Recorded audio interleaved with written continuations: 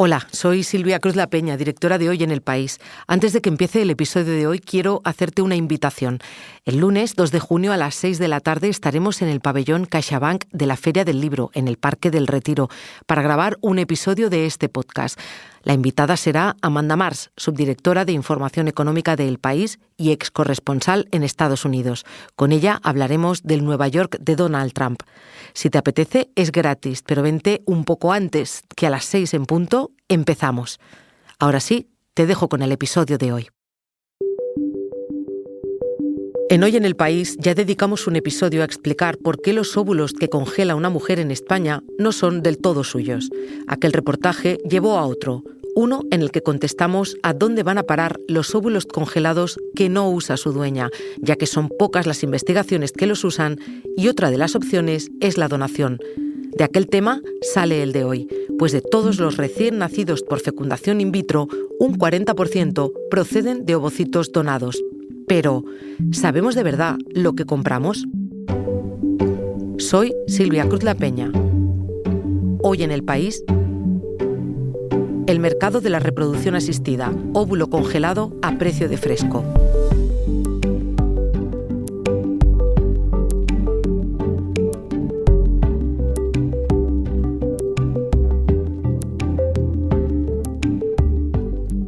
Esta historia la trae mi compañera Jimena Marcos.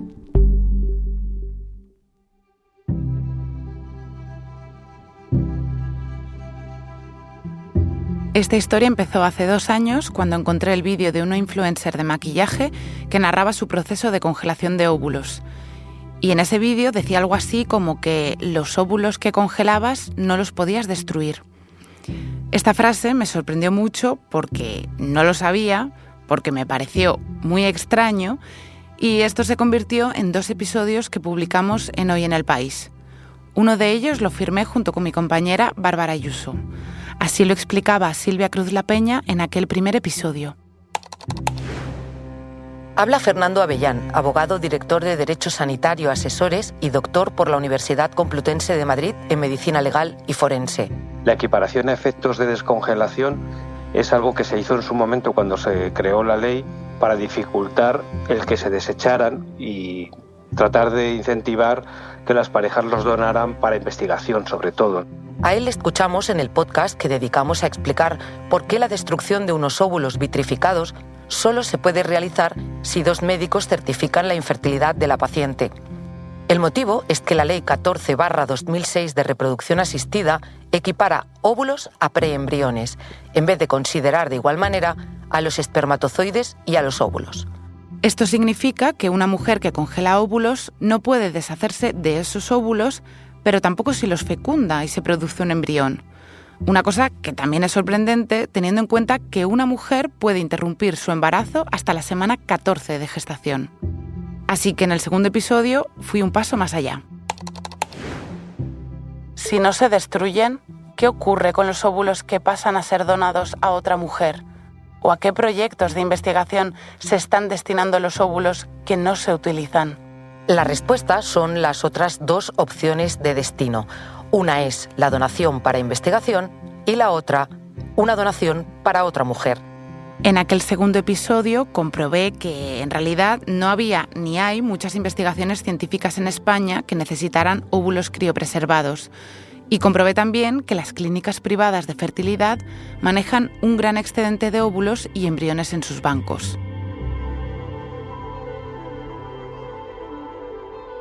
En aquel reportaje me puse en contacto con Marc Abraham Puig Hernández, profesor de filosofía y miembro de la Red Latina de Investigadores de Biotecnología Reproductiva. Y Marc hizo una reflexión que me dejó pensando. Lo que ahora me está viniendo a la mente es que cuando se estaba aprobando la ley en el 1988, Pantaleón, en su intervención en el Congreso, preguntó que había algo raro en que el mismo destinatario de la norma, que iban a ser principalmente las clínicas de reproducción asistida, fueran quienes habían redactado esa norma. Dice el refrán que quien hace la ley hace la trampa. Y los datos dicen que la industria de la fertilidad generó aproximadamente 820 millones de euros solo en España en 2023. No solo eso, sino que el turismo reproductivo en nuestro país mueve casi 700 millones de euros anuales. Y esto teniendo en cuenta que el número de hijos por mujer está en el 1,16 y que las mujeres somos madres cada vez más tarde.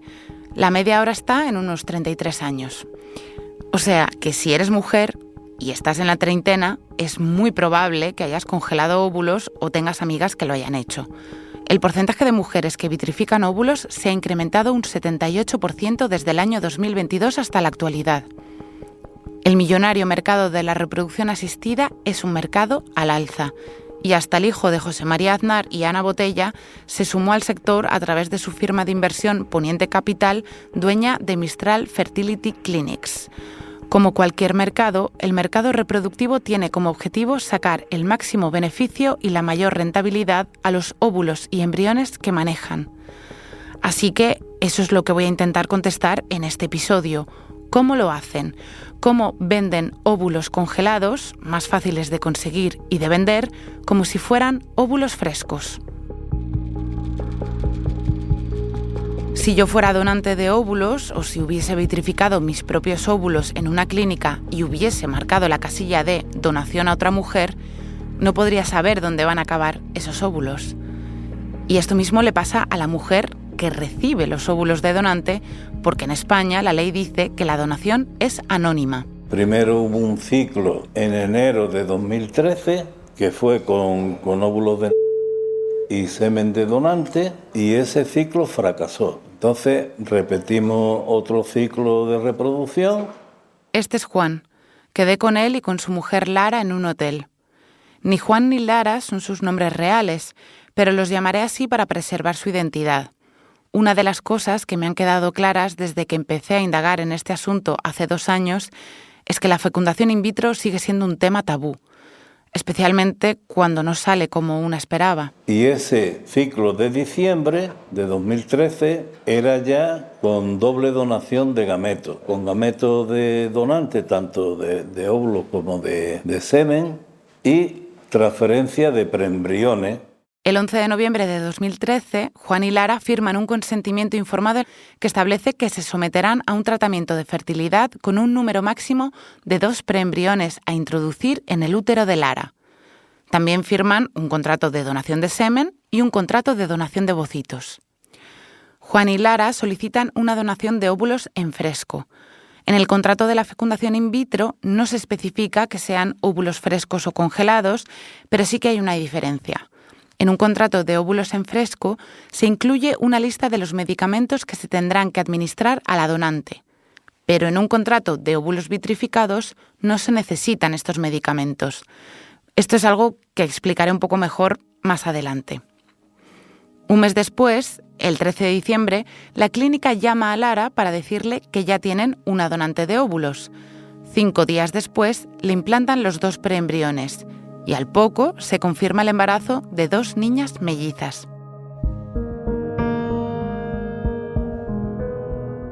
Durante el embarazo, la clínica le hace un seguimiento a Lara con diferentes pruebas médicas.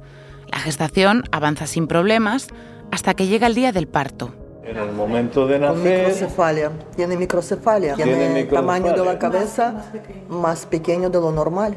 Ya nos encontramos con el problema grave. La metieron en cuidado intensivo a la niña, pero ya nos dijeron lo de la microcefalia. Hoy, esas 2 niñas tienen 10 años y una de ellas presenta una discapacidad del 69% con el máximo grado de dependencia. La niña, por ejemplo, no tiene noción del peligro. Tenemos en el balcón levantado valla de cristal en 2 balcones porque tiene intención de tirarse por el balcón, tirarse por la ventana, por la escalera. No se puede dejarla sola ni un segundo. Y tiene desarrollo de un bebé de 2 años, 2 años y medio, por ahí. Después de hacerle todas las pruebas pertinentes a su hija, Juan y Lara piden explicaciones a la clínica. ¿Qué clase de donante han buscado ustedes? Que tenemos una niña con unos problemas de microcefalia. Y entonces la clínica pues empezó a la larga. Decía, bueno, pues ya se pondrá en contacto con ustedes, ¿cómo se llama? El genetista. La llamada del genetista nunca llega, pero tampoco una respuesta al por qué no detectaron la microcefalia durante el embarazo. Juan y Lara se personan en varias ocasiones en la puerta de la clínica pidiendo explicaciones, pero nadie les hace caso. Una fecundación in vitro con donantes, por más controles que se hagan, nunca garantiza que la criatura nazca sana, pero que el bebé tenga alguna enfermedad o malformación es uno de los pocos motivos por los que la ley permite a los padres obtener algunos datos de los donantes. Y así lo recoge el contrato que Juan y Lara firmaron con la clínica. Claro, queríamos saber. Bueno, pues entonces ponemos una denuncia en el año 2018 en los juzgados de Valencia. Por lo penal. Durante la fase de instrucción, la doctora que llevó el embarazo de Lara declara lo siguiente. Dentro del mundo animal, que tiene más mutagenicidad en el ADN. Nuestro ADN es muy inestable. Entonces, de entrada, los dos donantes son sanos, se les ha hecho a los dos donantes las pruebas y el hecho de que una de las recién nacidas esté bien y las otras mal es un accidente en la mutación de ese DNA que no se reparó. Esa anomalía es imposible de detectar porque depende de una estructura de DNA muy puntual, muy difícil de diagnosticar y, por supuesto, imposible de prevenir porque no conocemos cómo se puede evitar. Entonces no es heredado de los donantes, es lo que me quiere decir a pesar de la enfermedad de la niña, no. La doctora incide en el accidente, es decir, que no tenían manera de prever que una de las dos niñas iba a tener un problema, y añade a su explicación una frase muy llamativa. Y el embrión es espectacular. ¿Es un embrión de 5 días? Espectacular.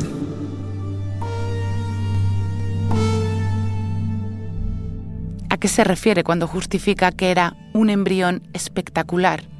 ¿A la calidad del embrión?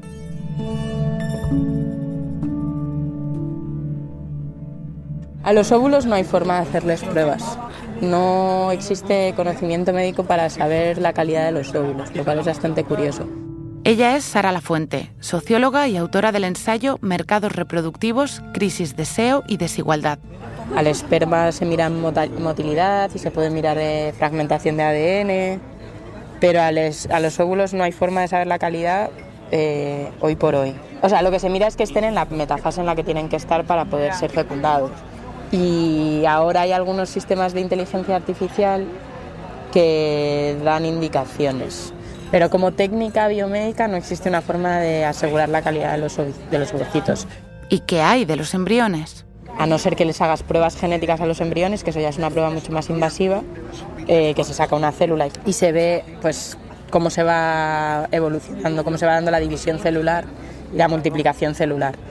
Y ahí a golpe, o sea, como no a golpe de vista, en plan de cuál es más bonito, sino a golpe de después de haber observado muchos embriones durante muchos años, los embriólogos lo que plantean es que si se reproducen de forma más sincrónica, pues tienen ciertas cuestiones que ellos miran y que plantean que eso les permite saber pues cuál es de una calidad o de otra, pero con el ovocito es más difícil.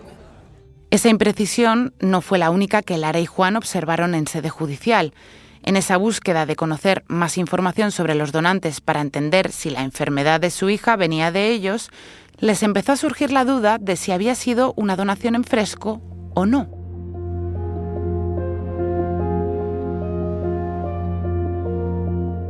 Como el mundo de la reproducción asistida es complejo, voy a ir despacio y por partes. Lo primero es explicar en qué consiste una transferencia de óvulos en fresco. Este que vais a escuchar es el doctor Antonio Gosálvez Vega, director de la Unidad de Reproducción Asistida del Hospital Quirón Salud de Madrid. Una mujer en su ciclo normal ovula más o menos el día 14 del ciclo. A partir de ahí fabrica progesterona y más o menos como al quinto día es cuando está preparada para recibir el embrión. En las mujeres receptoras lo que hacemos es simular ese ciclo para acompasarlo al ciclo de la donante. Cuando se hace en fresco se estimula a la vez, digamos que las dos tienen la regla a la vez. A una se le estimula con inyecciones y a otra con pastillas. Por tanto, el ciclo es sincrónico. En caso de que los embriones hayan sido congelados previamente o los óvulos hayan sido congelados previamente, solamente hay que simular esto en la mujer receptora. ¿Cómo se consigue que el ciclo de ambas mujeres, donante y receptora, sea sincrónico? Pues siguiendo los siguientes pasos. Ambas mujeres deben empezar a tomar la píldora el día indicado por la clínica y la dejarán cuando la clínica lo indique. Este tiempo nunca será menos de 2 semanas y podría alargarse hasta 3 o 4 semanas. Después de que ambas hayan tomado la última pastilla anticonceptiva, comenzará el proceso de estimulación ovárica de la donante y la preparación endometrial de la paciente receptora. Este proceso dura un mínimo de 10 o 12 días, aunque podría alargarse hasta los 14 días. Pero Juan y Lara, a base de investigar, se dieron cuenta de una cosa importante. Hay indicios de que los óvulos no son frescos, sino que son vitrificados, si no se receta la píldora anticonceptiva ni a la donante ni a la que recibe la donación, porque no hace falta esa sincronización, ese acompasamiento entre ambas. Y si no hace falta sincronización, es porque los óvulos donados están vitrificados. Así que el tiempo desde que una firma el contrato hasta que le implantan el embrión será menor, porque solo hay que descongelarlo y transferirlo. Volvamos al caso de Lara. A Lara no le recetaron anticonceptivos. A ella la llamaron el 13 de diciembre para avisarle de que había una donante y solo 5 días después le implantaron los embriones. No hubo, por tanto, sincronización. Es imposible que esos ovocitos fueran frescos. Y voy a repetir esto, aunque lo he explicado antes, pero es que es importante. Si el óvulo es fresco, el margen que tienen para generar un embrión e implantarlo a la otra mujer es mucho mayor porque tienen que haber estimulado a las 2 mujeres, haber sincronizado sus reglas, haberle extraído los óvulos a una, fecundar el óvulo e implantárselo a la otra. Un proceso largo. Pero sin embargo, si el óvulo es vitrificado, este proceso se puede realizar cuando sea.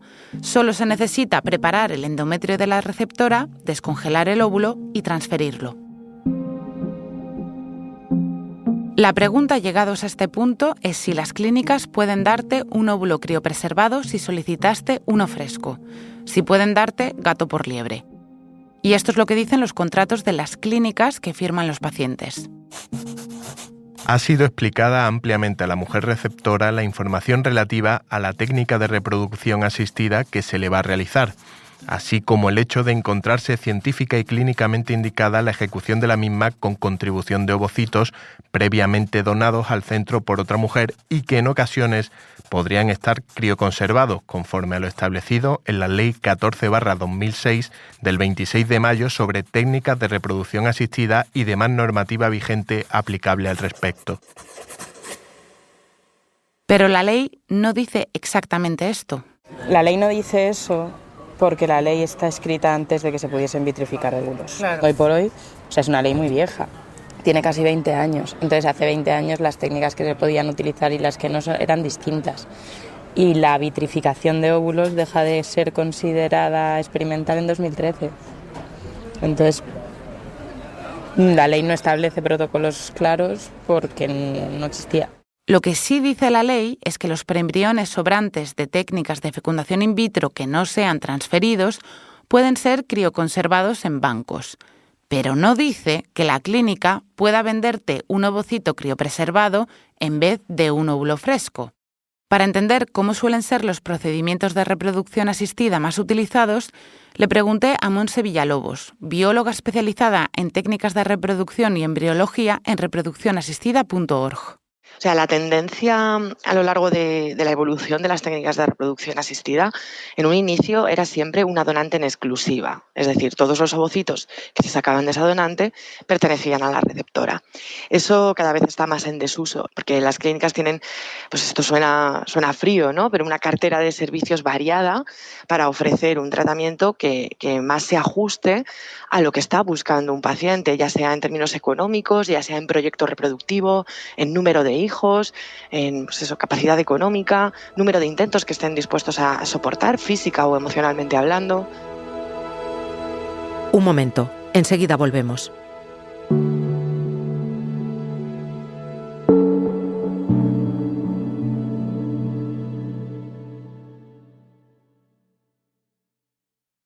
No es lo mismo ver las noticias que ser tú quien las cuenta. Tampoco es lo mismo leer una exclusiva que ser quien la consigue. Por eso, el máster de periodismo de El País te enseña el periodismo ejerciéndolo. Fórmate con periodistas en activo en las instalaciones de El País o la cadena SER. Apúntate en la primera convocatoria hasta el 2 de julio. El País.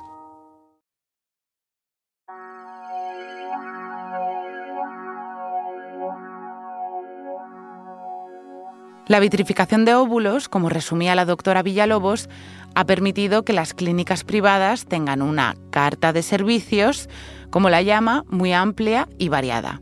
Y se ahorran también las dificultades de encontrar una donante para cada receptora, además de medicarla, sincronizar ciclos, etc.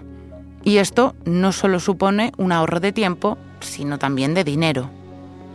Lara y Juan pagaron una fecundación in vitro con doble donación y transferencia embrionaria de embriones frescos que les costó 9.005 €. La donación en fresco de los óvulos fueron unos 7.140, más los medicamentos, que fueron unos 1.300 € en concepto de tratamiento para la donante. A esto se le suma el donante de semen, que suele rondar los 300-400 €. Sin embargo, si hubiese sido una donación de óvulos vitrificados, de por ejemplo una donación compartida, el modelo que explicaban Montse Villalobos y Sara Lafuente, que es el más utilizado porque la donación de óvulos de una mujer se reparte a varias mujeres, se habrían ahorrado de primeras los 1.300 € de la hormonación a la donante, que no se da.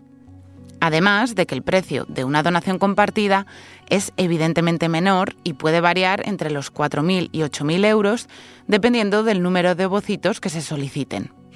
Y si hubiese sido una donación de embriones sobrantes de otra pareja, es decir, que una pareja congeló sus embriones y los excedentes los donó, el dinero que se ahorran sería incluso mayor que el de óvulos vitrificados. Hay que tener en cuenta que todos estos precios no incluyen la consulta, el cultivo, si ha habido vitrificación embrionaria, etc. Pero sigamos hablando de dinero.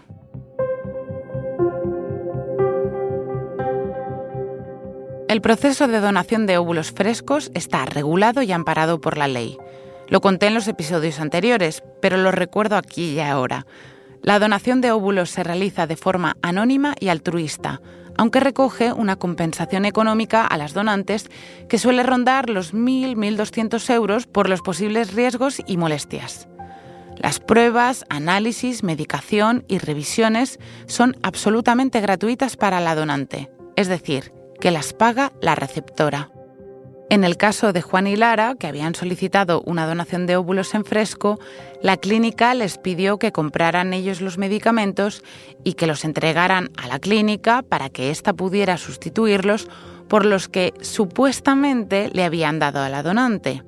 La transferencia fue el 18 de los dos embriones, fue el 18 de diciembre de 2013, pues 2 o 3 días antes del día 12 de diciembre, desde la clínica, y le dice, mire, que ya tenemos la donante de óvulos frescos y le vamos a extraer los óvulos el 12 de diciembre.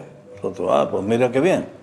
Bueno, y tienen que hacer ustedes el ingreso del contrato. Y ya, pues nos preparamos, que había que llevar también además 1.300 € en unos medicamentos que nos había dicho la clínica que había que entregarle. Durante el proceso judicial y 9 meses después de la declaración de una de las doctoras que insistía en que el óvulo era fresco y que había habido una donante, la directora del programa de donación de óvulos de la clínica reconoce en un escrito fechado el 25 de julio de 2020 y que forma parte del sumario lo siguiente.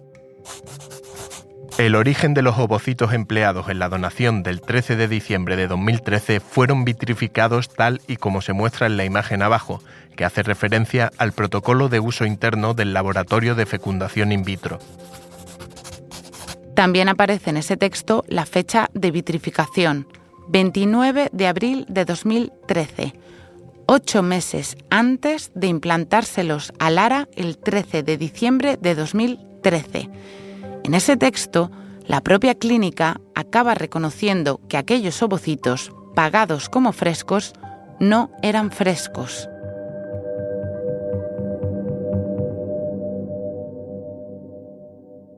El procedimiento iniciado por Juan y Lara se archiva el 19 de julio de 2021 y se desestima el recurso de reforma el 4 de octubre del mismo año. ¿Pero por qué? Pues porque no se confirma lo que ellos buscaban, establecer una causalidad entre la actividad de los diferentes profesionales y la enfermedad de una de sus mellizas. Pero de que les dieron gato por liebre no queda ninguna duda.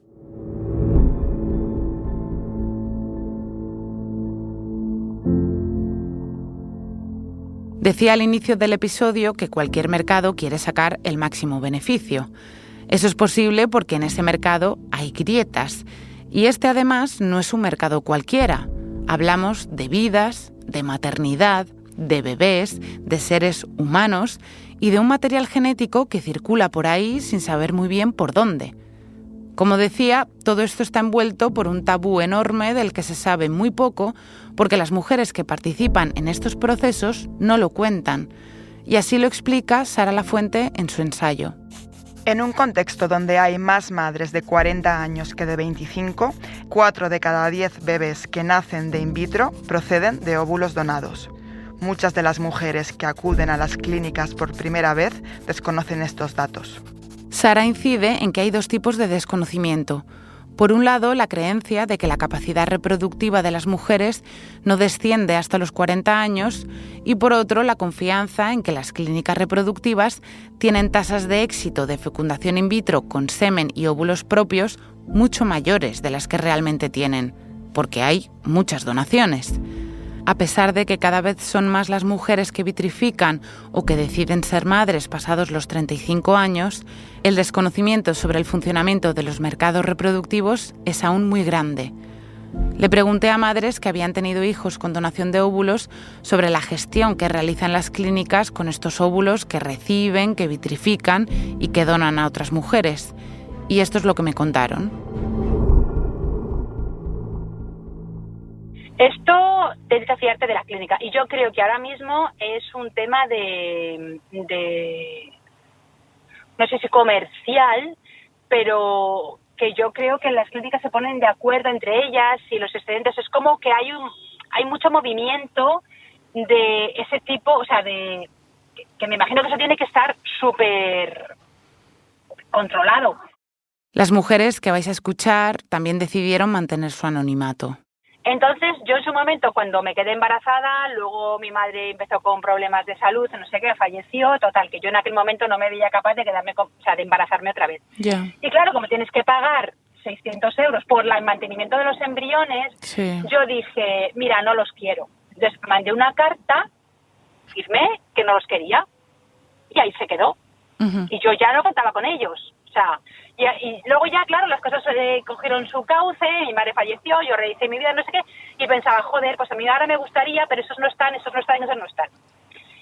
Y al cumplir 49 años, me llamaron de la clínica y me dijeron, oye, mira, tienes embriones aquí que están congelados. Y dije, no son míos, porque yo los deseché. Entonces, claro, me dijeron, bueno, pues si tú no quieres, los desechamos. Dije, no. Yo no he dicho que no los quiera, he dicho que te asegures que son míos, porque yo lo deseché. Claro, a lo mejor ni siquiera eran míos. No sé, o sea, ahora después de lo que me estás contando... La desconfianza de esta madre podría parecer exagerada, teniendo en cuenta que en 2017 el Ministerio de Sanidad pone en marcha el SIRA, el Sistema de Información en Reproducción Humana Asistida. Antonio Gosálvez, director de la Unidad de Reproducción Asistida del Hospital Quirón Salud de Madrid, me lo explicaba así.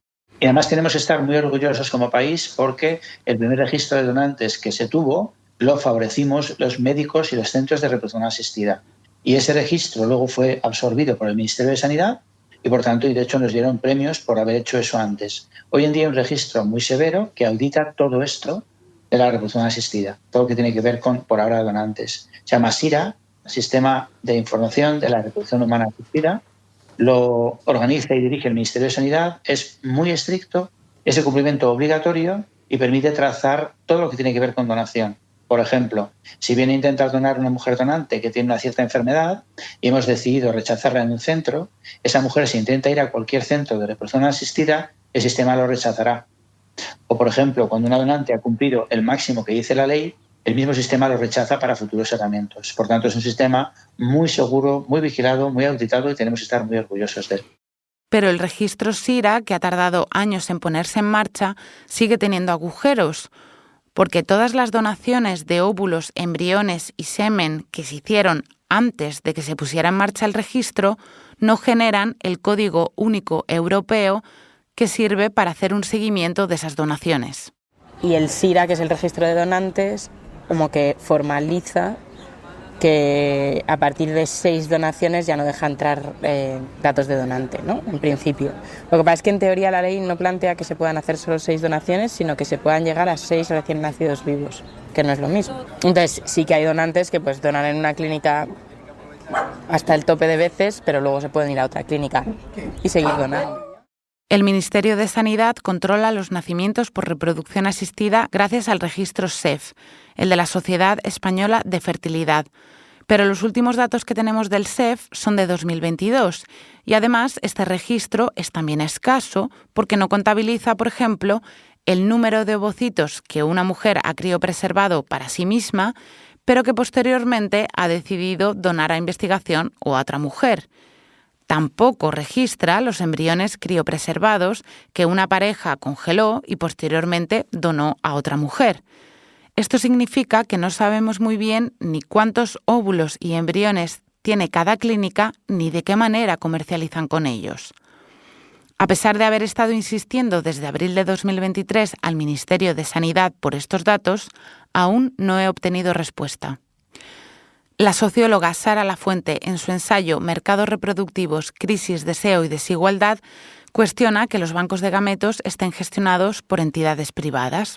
O sea que es sorprendente que en un país en el que la Organización Nacional de Trasplantes lleva funcionando también tantos años y es referente internacional, de repente la donación de este tipo de material biológico se haya hecho desde el ámbito privado desde el principio, se haya regulado por una ley específica que es la de reproducción asistida en lugar de por la ley de material biológico general, de tejido, y que teniendo un mecanismo público que funciona también para el tipo de muestras biológicas, para otro tipo de muestras biológicas, ¿por qué no se está utilizando ese mismo mecanismo para este tipo de donaciones? Cada vez nacen más bebés por reproducción asistida y aún así siguen habiendo muchas preguntas sin responder. Y habrá más, porque ¿qué futuro nos espera si no se regula de una forma clara el mercado reproductivo? ¿Cambiará la ley? ¿Pasará alguna vez a ser todo este mercado controlado por la sanidad pública? Y esta es una pregunta que es muy interesante y que habrá que ir viendo, pero es verdad que todavía es pronto para saber exactamente qué está pasando.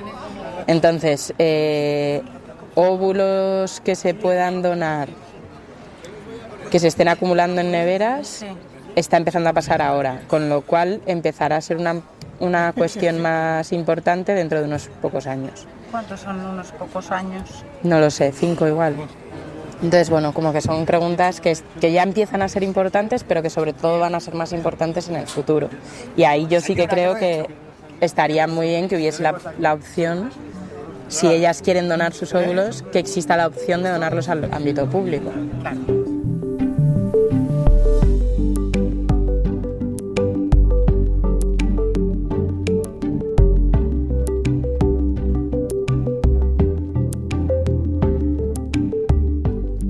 Este episodio lo ha realizado Jimena Marcos. El diseño de sonido es de Nicolás Chabertidis. La edición de Ana Rivera. Yo soy Silvia Cruz La Peña y he dirigido este episodio de Hoy en el País. Gracias por escuchar.